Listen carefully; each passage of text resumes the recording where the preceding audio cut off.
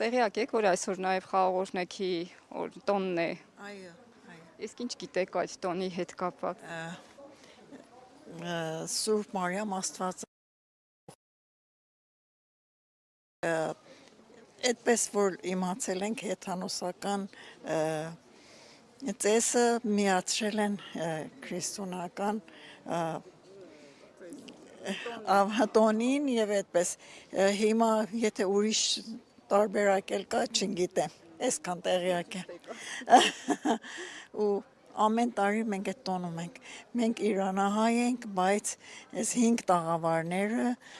ամեն տարի տոնում ենք ու հետաքրքրվում ենք ու սիրում ենք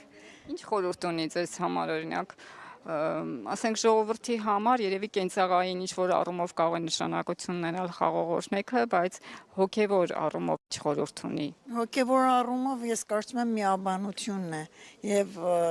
զանազանությունից բացի ժողովուրդ կարող են իրար կողքի լինեն։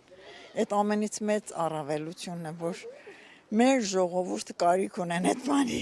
Լավ է, որ ասացիք, հա, եկել եք այնտեղից, տեսեք նշվում է մենք ստեղ ենք բնակվում բայց խոսում եք, հա, այնտեղի լեզվով,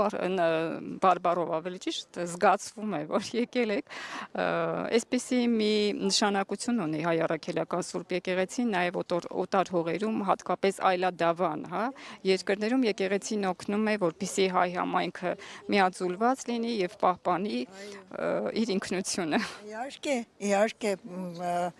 բոլոր երկրներում աշխարհում Այս մեր եկեղեցին մեր համար հարգելի է ու դրա միջոցով ենք մենք թե հայոց դպրոց ունենք, թե հայոց եկեղեցին ունենք, թե հայոց լեզուն են պարապում, թե համալսարան ունենք,